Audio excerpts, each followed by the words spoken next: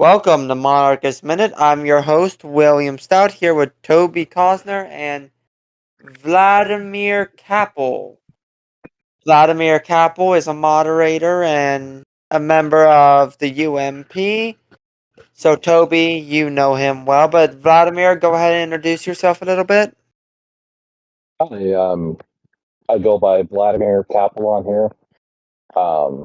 Huge in the Eastern European history, especially time of the Romanovs and afterwards. But know quite a bit about Soviet history, um, history fan in general. A couple of years ago, became a monarchist, and I work currently in healthcare.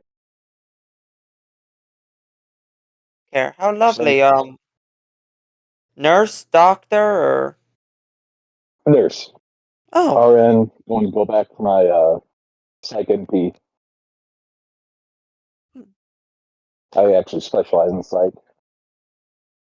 oh, noble of you. Not a lot of people are going into healthcare this day and age. Good for you.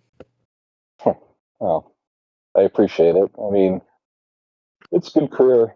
Problem is like I said, nobody wants to do, especially psych. Nobody wants to work psych, and yeah, my family has a long history in working different psych units and stuff like that, so it becomes kind of more natural for me, I suppose. Well, I work assembly at a factory, but I'm an engineer by education. Toby, you've explained to me what you do before, but I don't think you've ever explained to me your title, though. Like, what you actually do at your job. Rupture disk operator trainee. Huh. If, in essence, I take the raw material or something that's been freshly cut on the laser and I turn it into something that someone down the line can turn into a sellable product. Again, I still specify again, since we are talking about my job, that I do not speak for my company. All opinions expressed are solely my own.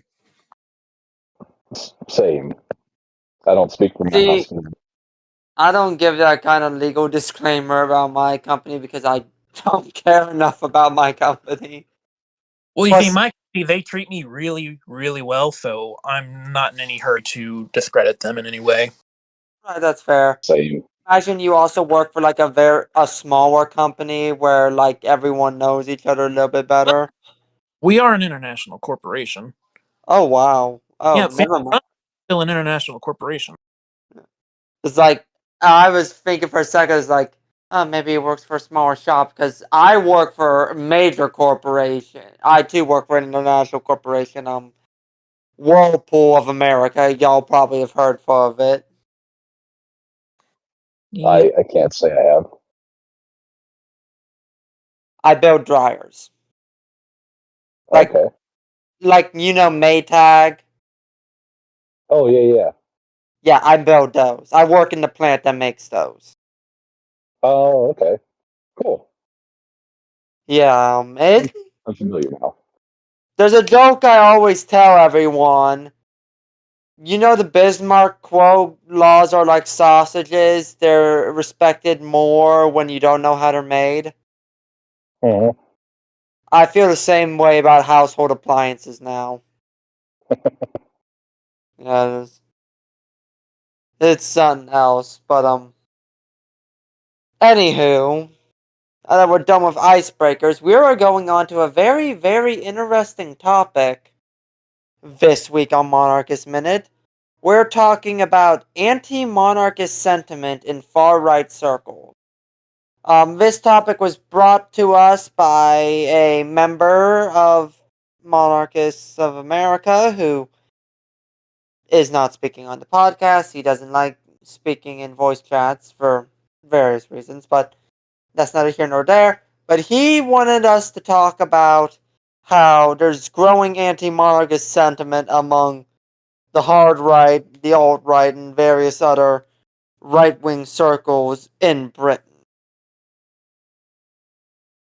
Now, as the person who runs the MOA Twitter, I've been noticing this a lot lately, and the thing I've been constantly pounding under the threads is the king has actually no power to write his own scripts, control what he can and can't say, and basically just advocate for the king whenever I can and defend him as being a victim of the institution rather than being responsible for it. Sure. I mean, it's one of the tragedies of, British politics, especially nowadays.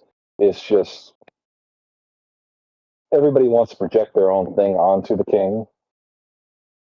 I mean, this is nothing really new in British politics, really. I mean, except for traditional fascists like Mosley and his ilk were actually one of like the few that actually were very pro monarchy because they thought it as one of the cultural traditions of Britain, which makes it like one of the few fascist movements that actually embraced monarchy as part of this platform, which obviously the Germans and Italians were very much against, and part of the Spanish Party. I think part of the problem is that the alt-right and the fascists of today are much more populist than the ones in the 20th century. So they're fed much more on that anti-establishment, populist sentiment where they see the king as part of the establishment rather than an important cultural institution. I feel like that's a big driver behind it. Well, if you look at it, fascism, historically, since its very inception, has been antithetical to monarchism because there is only one universal doctrine of fascism, and that is power. Um, Mm-hmm. Fascism seeks and worships the state. That is their only goal. And to that end, they view the king as an opposition to the fascist state because he is himself his own source of power. Um, that would therefore mean any true fascist movement either wants to abolish the monarchy or make it a mouthpiece for itself. By the way, it looks like Georges wants to come on. I'm sure he has some George insight on is this. here. I didn't realize Georges was here. We like Georges. Hang on a second. Let me. Oh, that's not Georges. Oh, I thought they were the same person. Oh no no.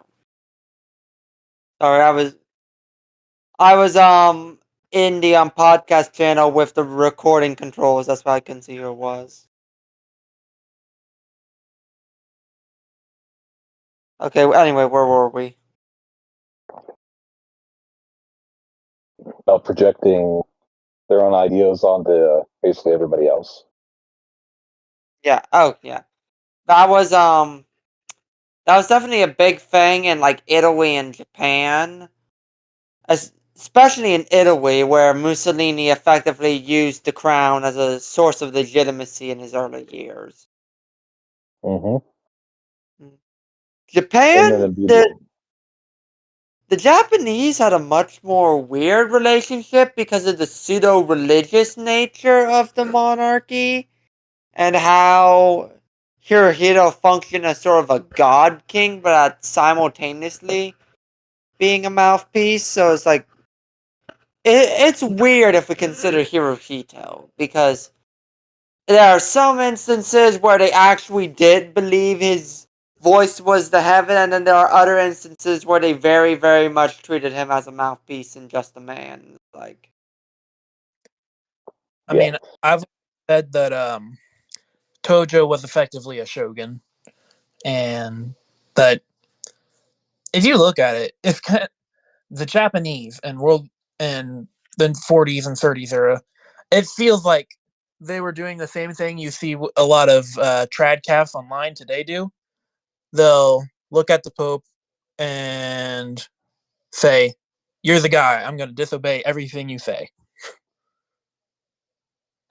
yeah, it's like That is something. In fact, when I posted something about Japanese monarchism on the MOA Twitter, that's exactly what someone responded. It said it's just like the Catholics with the Pope. Was it me who said that? I don't know. I don't know what your Twitter handle is. Midwestern monarchist. It might have been you. It might have been you. But oh. Yeah. There's probably another example. Does Cambodia? Well, Cambodia wouldn't be far right. Cambodia would be far left. But I feel like Cambodia can kind of fit in this example of monarchy being used as a mouthpiece by dictatorship. Are we I sure we want to mean, go? What?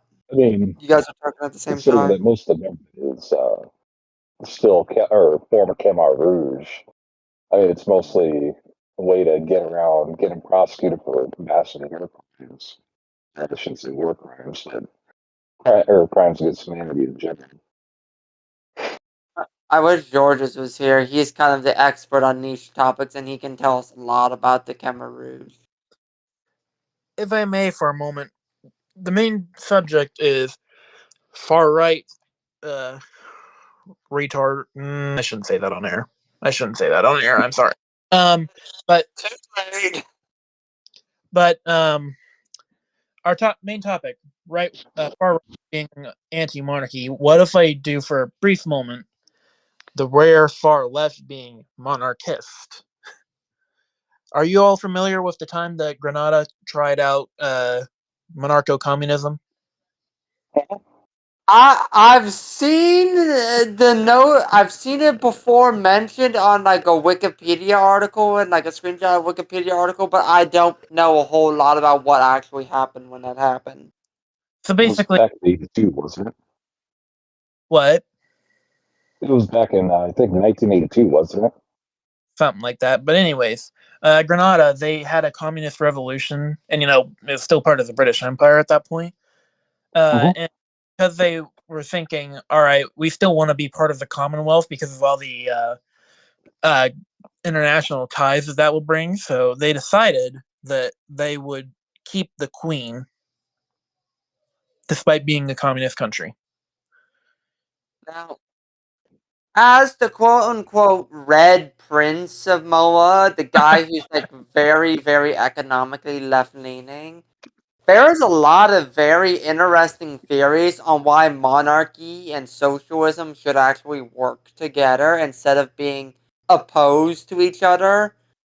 And it comes to this interesting idea that having a monarchy would help solve the number one problem of any socialist society is that is in a one party state it constantly falls into a dictatorship. And now by having the monarchy, you're basically having someone who's keeping the dictatorship from seizing power. Or keeping whoever's trying to be a dictator from seizing power because the monarch is sharing part of that power. I mean, that's the same idea among the, oh, what are they called? Mao Zedong for the Tsar and Soviets. What was their motto? It's an it's an interesting premise. I think George Orwell brought it up too in one of his books. I think it was I forget which book. I know it was the idea or the concept of a socialist monarchy was brought up in one of his works though. Well, I know there's a famous quote from Orwell that says Uh, that while he was socialist, he said that monarchy is great because it puts all the people want pomp and fizz, and it puts it into an institution that doesn't have massive power. That that's a good point too. I mean, yeah, if you want to put it that way. But then of course someone will always gain power and that person will become a new elite in themselves. And I still think the main benefit in my opinion of a monarchy is that monarchs are good tools to control oligarchs. And controlling oligarchs is something I don't think republics do very well, because all the executives and the leaders of a republic are inherently beasts of the oligarch. True. I mean, kind of ties into. Oh, sorry. Oh no, go ahead. Yeah, so I kind of the idea of what Kaiser Franz Joseph said. The role of the modern monarch is to protect the people from the politicians. I love that quote. Yeah, me too. I It's it all. a wonderful quote. But if you want like a perfect example of a republic just being in service of oligarchs, just look at any of the post-Soviet countries. I mean, they are perfect examples of that. Right. Hey, William. You think we could bring Argon? What were you saying? Think we could bring Argon Palmerica on? He might have some good insights. He seems interested in it. Yeah, I'll let him up briefly, just for this brief moment, but not too long. Come on up, Arjun. Yeah. Hello. I just have to mention the fact that, like, is it true? I think Stalin, like, supported the British monarchy. To be fair, Stalin's not much of an ideological socialist, but still. I think in that work you're thinking of specifically, I can't remember which work it was. It was mainly Stalin talking about how revolutionary socialism had no longer become necessary by that point in the 20th century, that the groundwork was there for actual peaceful democratic reform to make countries socialist voluntarily rather than undergo violent revolution. So what he's saying wasn't necessarily that he wanted to preserve the British monarchy. He was saying that overthrowing the British monarchy was not necessary to create a socialist state in Britain. Oh, I see. Yeah, Okay, I guess I confused what he was saying there, but yeah. I mean, I I also have to could remember be the fact that wrong. you also have to remember the fact that the French you also have to remember the fact that the French Revolution was primarily done by the bourgeoisie. Yeah, the French Revolution was a liberal revolution, which is something a lot of modern socialists seem to miss and not understand. Yeah. I know. Even though It's also that was some. it's also funny that socialists are the only ones on Twitter. Like, it's funny when socialists on Twitter bring up guillotines when the guillotine was banned by socialists and it was used by liberals to kill their enemies. Right, and it's like that is something It's like very. you have to remember the French Revolution was primarily led by the bourgeois. So if you actually the guillotine, if socialists would probably be guillotined just as much as conservatives would be. You know, It's just that actually gives me a really nice segue kind of back into the main topic, like with these far right nut jobs being anti-monarchy. They forget that the whole point of the right wing was to be the side that preserved and empowered the monarchy.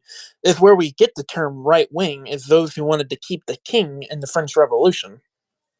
like they were on like the right side of. They Yeah, met on the right side of the whatever building the French National Assembly was in.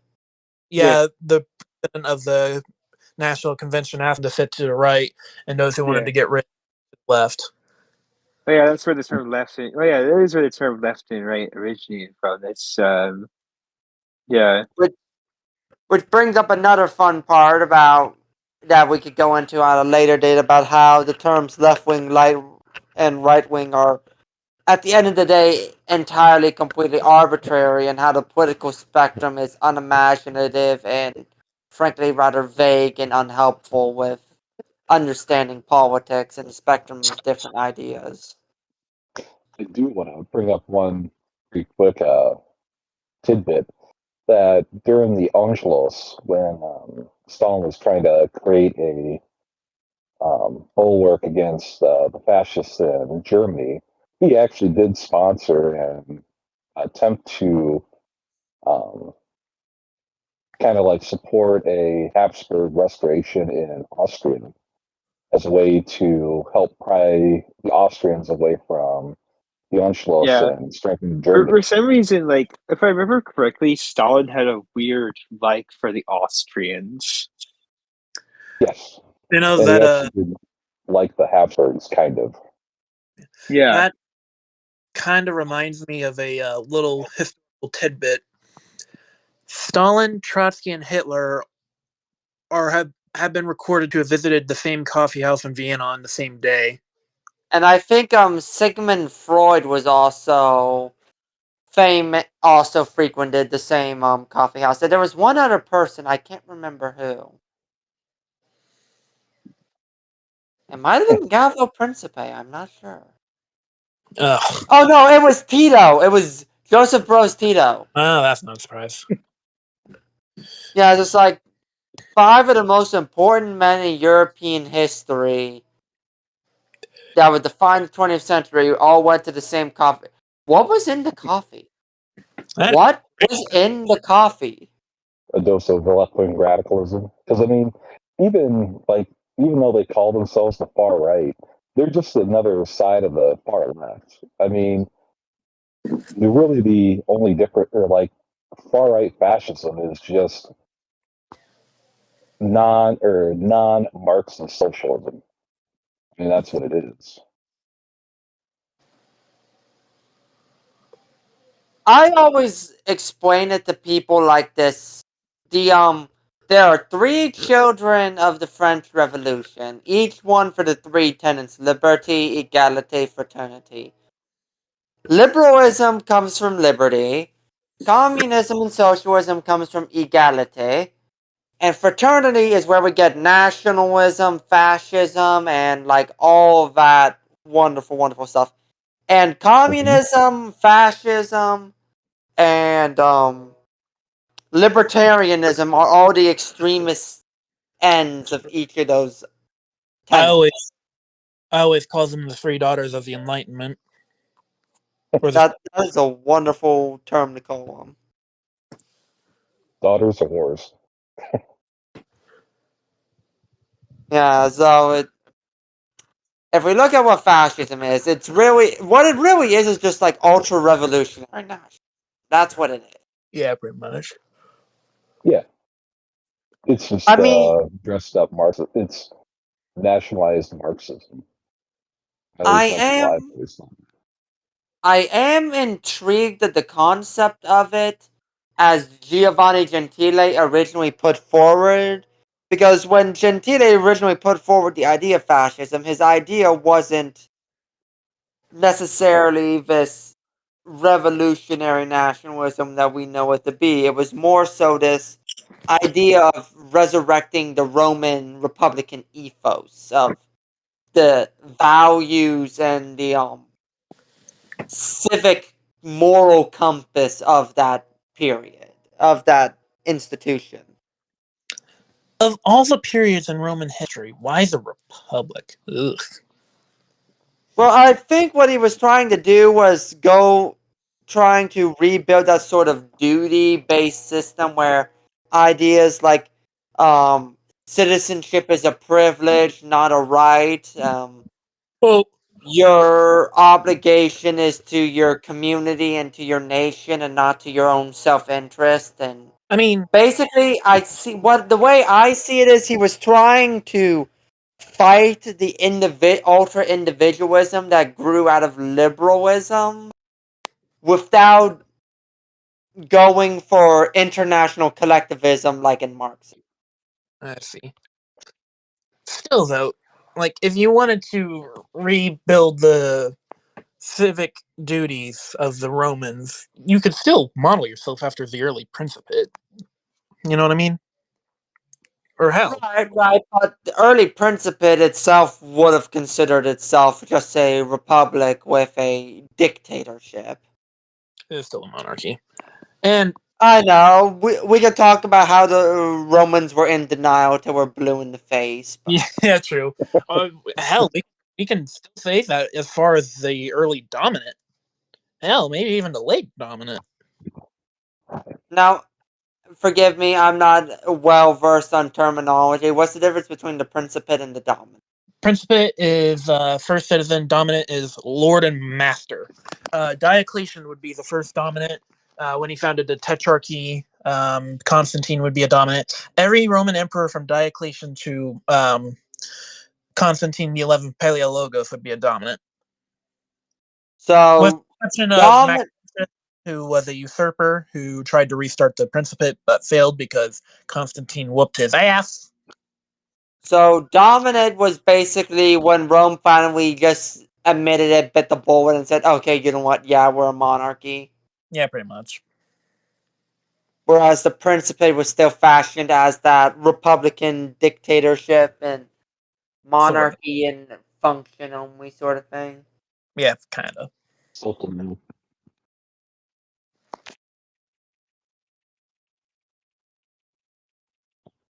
Yeah, well. Oh, So, Leon's here. Leon, would you like to come up? Or can you not this week?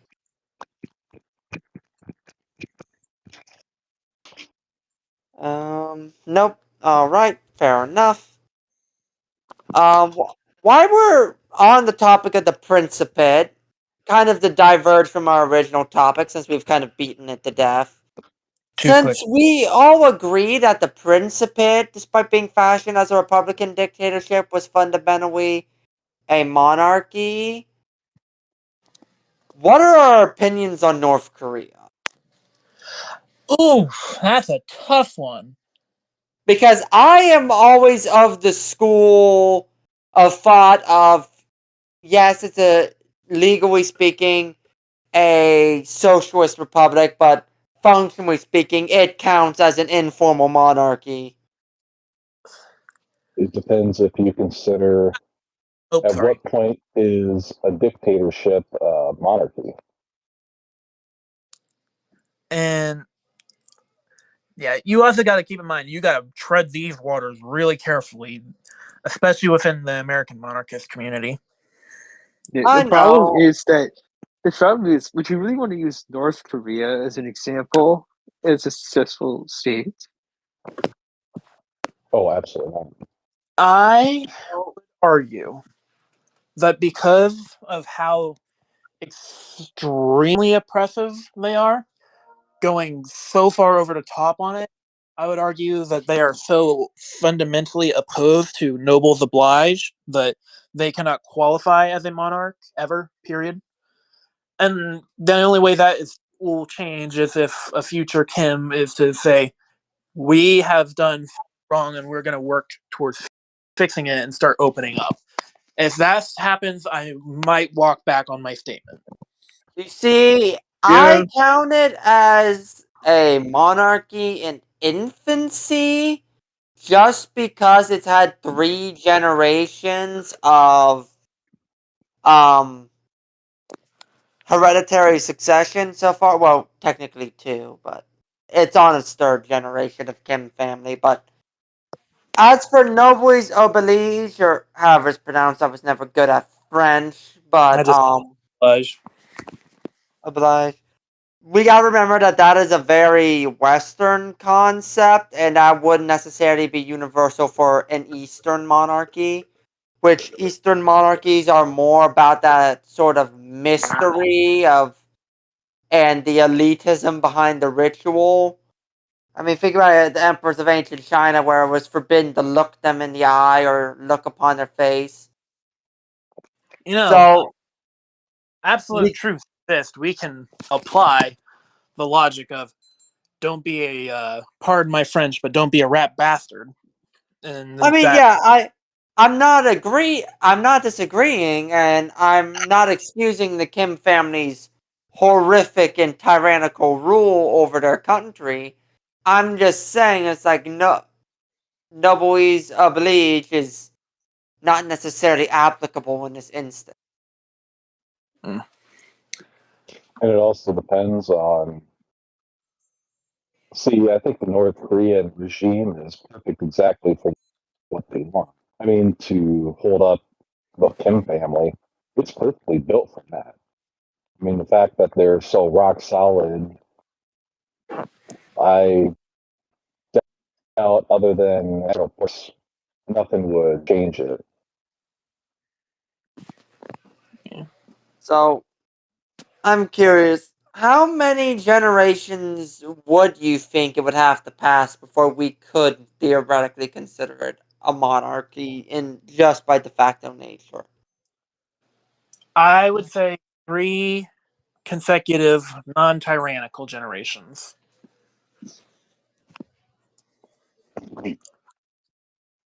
Or at least What's extremely. considered non-tyrannical?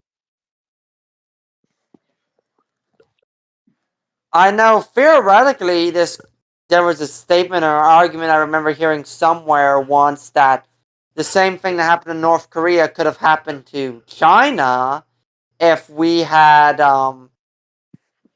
not killed Mao's son during the Korean War. If he had lived, then there possibly could have been a hereditary succession with the Mao family in China. I didn't know we killed Mao's son. Good for us. Yeah, Yeah, he died no, in and an airstrike. Good. There's actually a funny story that he might have accidentally gotten himself killed during the airstrike because he gave away his position trying to cook ramen. Oh, that Like is fitting death. I love it. the smoke or the steam or something from his stove is what told the U.S. Air Force, like, oh, hey, there's an enemy base there, and they bombed it. that'd be I didn't ironic. glad we got him. I don't know. But you know, I would Mao be also interested in the idea of there being a Mao dynasty, if that would theoretically handicap Chinese civilization for a while. I'd be down for it. Maybe. Because I'm still the kind of person who's in the grand school of thought of opening our doors to China has been a long-term disaster for the U.S. Why do you think it has? Just enriching our enemy, enriching a hostile power, taking all of our manufacturing and moving it overseas to East Asia, and just basically, it's in the long term, it's been devastating for the U.S. And now that China's a rich, wealthy peer power, I don't see it getting any better. Hmm. They have a lot. They have a lot more Also, building blocks for success than, say, Soviet bureaucracy. hello, Leon. How are you today? Hey, I'm doing all right. How are you doing? Pretty good. What have So, I missed? we were just talking I about the heard Rome was Principate. mentioned at some point. Yeah, we were talking about the Principate and the Dominant, and then we moved to. So, if the Principate is a de facto monarchy, I decided to bring up what are our thoughts on North Korea, and it sort of just went from. I wish I knew you guys were talking about Rome earlier. You say Rome, and I'm here like I'm just immediately summoned. That's my word. Like Well, we weren't originally talking about Rome. We were talking about anti-monarchist sentiment in the far right, and we kind of just sort of moved to Rome I'm because much more interested in Rome. I am a Rome stan. Rome No, will do I'm gonna be honest. Okay, but I'll just say, and I think it should be obvious though. Like, I think we should be very much aware and skeptical of saying like North Korea is a monarchy, or China, or like Mao Zedong should have made himself emperor of China. Like, I understand like the human condition, I guess, or how like and monarchy is natural within human nature. We're drawn to like the cult of man, the strong personality. I just think it's very much it's not helpful for us trying to get an audience. Like, I can admit it has some features. Like, North Korea has certain features like the hereditary succession, but that doesn't qualify it as like a monarchy if it doesn't see itself as one and no one else sees it as one. I mean, if you well, want to talk about oh, go on. I wasn't trying to say that Mao should crown himself emperor of China. I was just saying that if China had a hereditary succession with the Mao family, there was a chance that it probably could have severely handicapped China in the long term, and that would have been very good for us. I feel like if it would. I think if Mao had like a kid, I mean, this is all like not even counterfactual history. This is just like just fiction at this point. I feel like they would have been overthrown at some point and just like replaced. That doesn't mean like a true monarchy or democracy or anything comes into place. It's just a palace. Cool. I mean, after Mao died, his wife got like overthrown and imprisoned for being like still too radical in terms of like the most of the Communist Party. Yeah, Now, the I will give the CCP credit. After Mao finally kicked the bucket, they really did a lot of Yeah, work yeah. to make sure they were never in that situation again. So I think something to say. Why do you think that China becoming more handicapped it? If you guys are monarchist, what? why would China being more monarchist handicap it? That's I not. was Let me more look first. so when I'm saying that is it's more so that specifically it has to do with Mao, his ideas, and his family. I'm Oh not yeah, saying that's that right. China Oh yeah, that's being right. Because Mao himself handicapped China, and like Deng Xiaoping pulled out. yeah. So what I'm saying is, if Mao was allowed to pick his own successor, Yeah. it probably would have gone bad for China in the long term. The thing is that I ultimately think that, in my view, I feel like China wasn't really a hostile power until Xi Jinping took power, though. In the 70s, it really wasn't, at least when Deng Xiaoping was around. I think it became more hostile after the Tiananmen Square incident because you saw liberalization up until that point, where until the CCP came down hard on the protesters, they probably saw it as our meddling, whether or not we were actually doing it. I mean, given the CIA's history, I mean, who the fuck knows? Sorry. Um, I wouldn't even say it was because of anything like the CIA did. I mean, look at like what happened, but during and before Tiananmen Square, which by the way, for the tankies whoever, it did happen. There was a massacre. You're full of it. But this happened at the same time where like the Soviet Union was in like pretty much a rapid decline, and so you saw the whole geopolitical landscape completely change. And so Yeah, China had always been handicapped by the Soviet Union. I mean, you look all the way to like 1949 or even before that. China had always been the junior partner, and since the death of Stalin, had been trying to assert itself independent from Moscow, and then since the fall of the Soviet Union, has tried to assert itself over Moscow. yeah, yeah. So I think it's just a How natural like evolution. how did the USSR Let me handicap just them? what is Sorry, it? No, but you like go how did on. how did the Soviets handicap China? Didn't they develop it? Didn't they help them develop? though, What? Yes and no. It depends. There was some like support. I mean, I'm not gonna say everything China is today is because of like Russian or Soviet support, because you also have to look at Mao. Mao wasn't just like he wasn't just like Stalin 2.0 or something. If anything, he was like the most anarchist leader in history. Because if you see how he governed China, it does not fall in line with any other like Chinese or Soviet or communist leader. I mean, it Yeah, was like pure personality. There was no bureaucracy. There was like I mean, you had like all the college kids going out and murdering like high party officials. I mean, it was total madness. What we was I? also have to Well, remember when the Soviets came into Manchuria back in 1945 and they declared war on Japan, when they were leaving Manchuria, even though they gave up the land over to the Communist Party, they also stripped everything out of Manchuria. Any factories, any rail infrastructure, I mean, it was just picked up and gone when the oh yeah, Soviets yeah, left. exactly, Same that they exactly. did to Eastern Europe, Germany, all of them. I'll be right back. And we stripped everything. I You also have to like remember that like what am I trying to say here? especially under Stalin. I mean, everything within the communist movement, like the worldwide communist movement, had to submit to Stalin himself. That was, I mean, that was pretty obvious. Everyone knew it. All the Russians, all the Chinese, everyone. It's like, you had to fold. And then after the death of Stalin, after you have Khrushchev and the reformers coming in, what have you, there's still this idea that the Moscow could still control the revolution, the worldwide revolution, and and obviously China was just not gonna like submit. I mean, you had multiple leaders. You had Stalin. You had Charles de Gaulle. You had these leaders. Even like Kissinger and Mearsheimer could say it.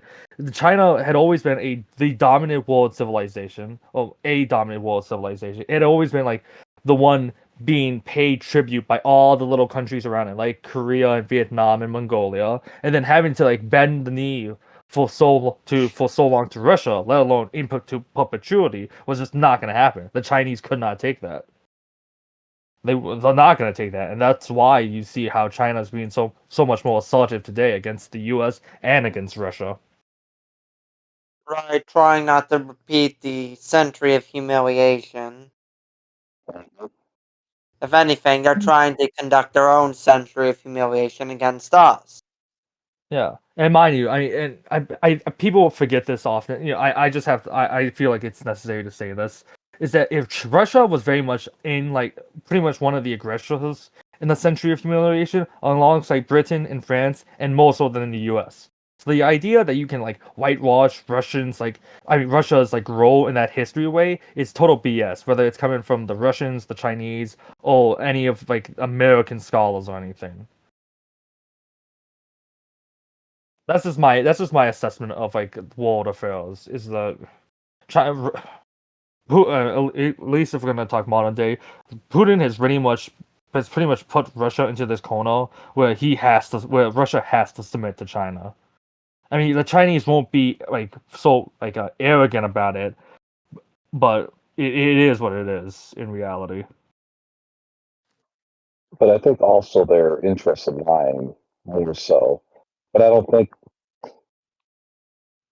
think Russia's in kind of a unique or like world position right now because they're heavily sanctioned, yet they're still able to operate, and it's just because of just how massive like their resource base is. It's just tough to fully cut them off, and too many people want to make too much money off of them that they'll do backdoor ways to do trade deals all the time. Like I don't like these economic shocks aren't gonna hurt them as badly as North Korea. If not more, they'll just isolate it and become or they'll just end up double, kind of like North Korea has. I mean, North Korea is the most sanctioned country on earth, and what 70 years they're still standing. Well, I mean, if you want to do a comparison study, I think first off, I think if you would do a pure like based on pure materialistic like evaluation, Russia should be a very rich country today. It should be because of its resources, but it's not. And you're right, the sanctions have hurt them. But North Korea doesn't have any resources. It really doesn't. It might have like one or two things, but it is a mountainous, borderline like isolated country. And then these sanctions and especially the war in Ukraine has made Russia so much more dependent on Chinese trade. I mean, granted, it can still trade with like Kazakhstan and a few others, but I mean, China is mostly where it's getting its like economic kind of mojo from.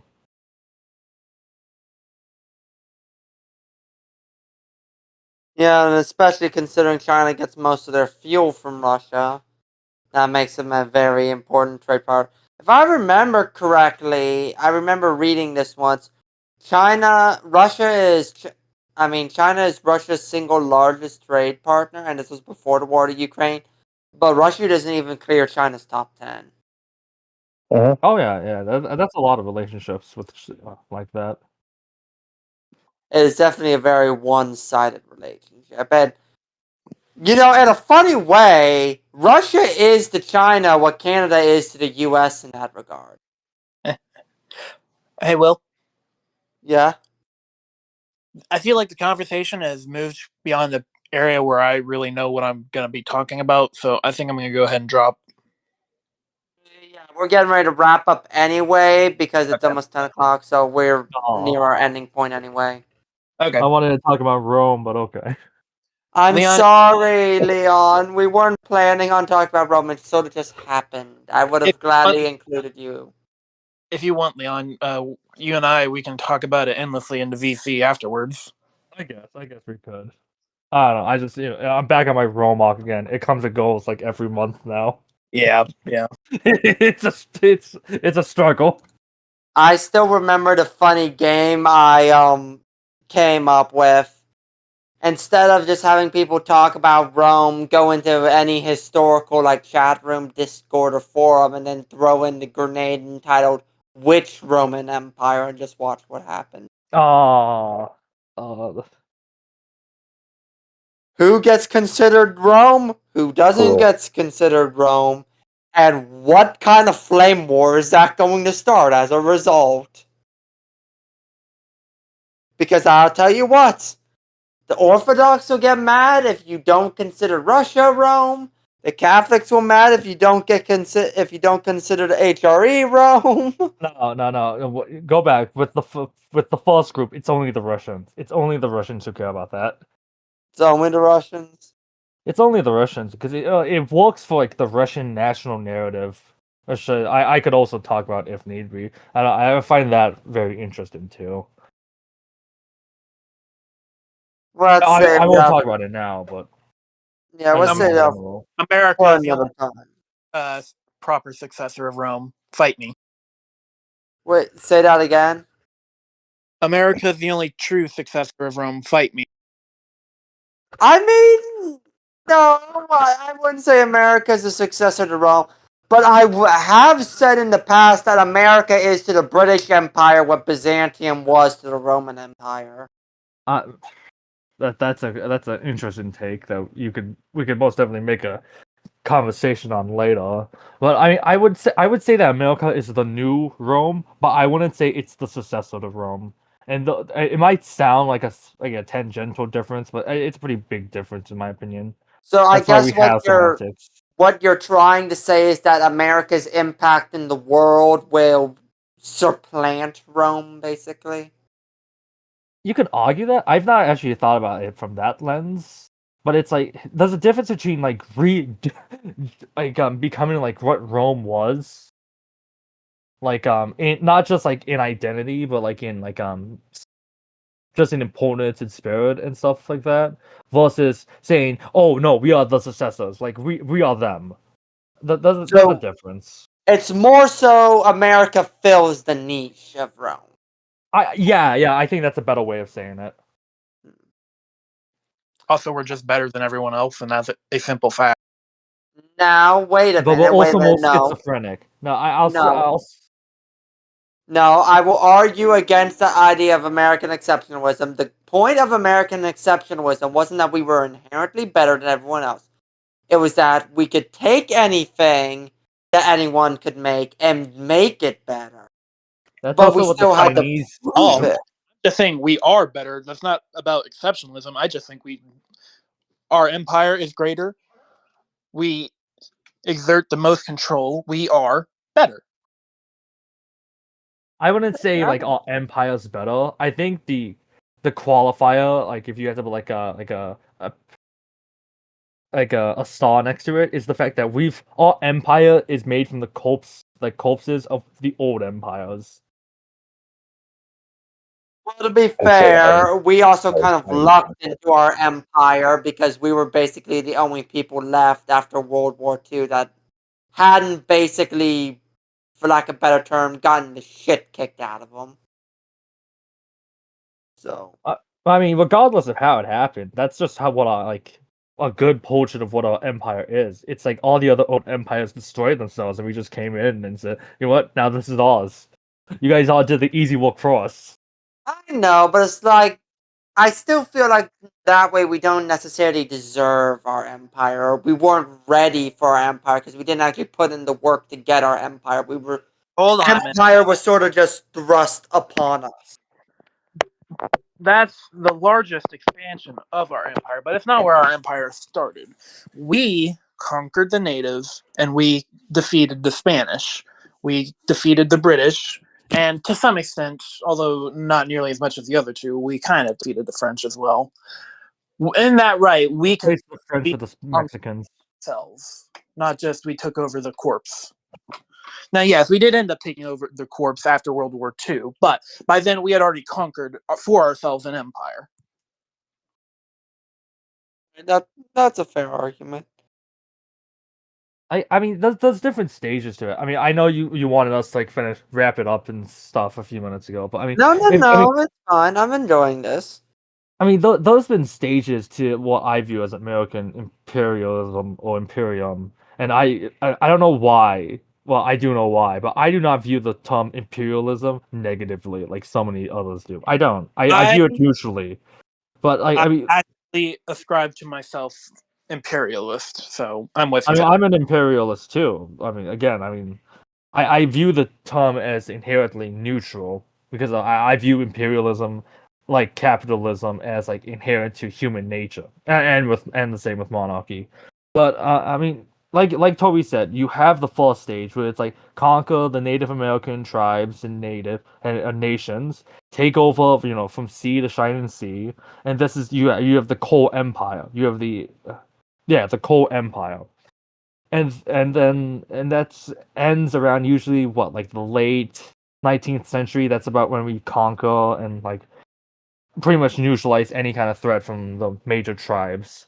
Then you have like essentially adventurism with McKinley and Teddy Roosevelt. It's adventurism. Let's take the Philippines or let's take Cuba, but like not really. And like, there was no plan. There's no strategy outside of like see what we can get and see what we can see how much we can squeeze in negotiations or bargains or anything. High risk, not even high risk, high reward. It's just like gambling for fun. And then after the World War II, then you have like the well, how would I say this? Like the Empire of Protectorates, maybe. It's definitely external empire, but it's like it's more protectorates and like client kingdoms than like colonies.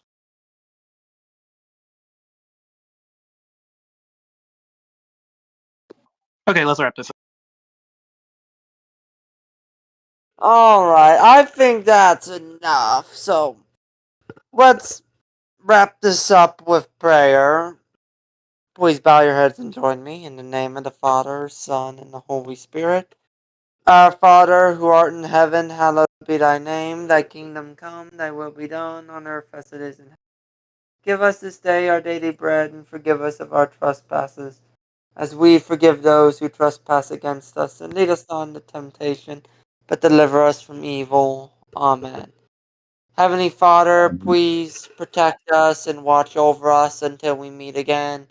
Keep us safe and help us to prosper and help our movement to continue to grow. In Jesus' name we pray. Amen. Thank you for joining us this week on Monarchist Minute. We hope to see you again next week, same time, same place. If you're watching this on YouTube, hit like, comment, and subscribe, and share with your friends. If you're listening to this on something like Spotify, iTunes, iHeartRadio, whatever you use, hit whatever the button is that gives you the notification and update every time a new episode is dropped. Follow us on social media. Click the link in the description for the Linktree to find us and meet up with us. If you want to get a hold of us and help us out or join the movement, you can join us on Discord or shoot us an email. Until next time, may God bless you and may God bless the United States of America. Thank you and good night.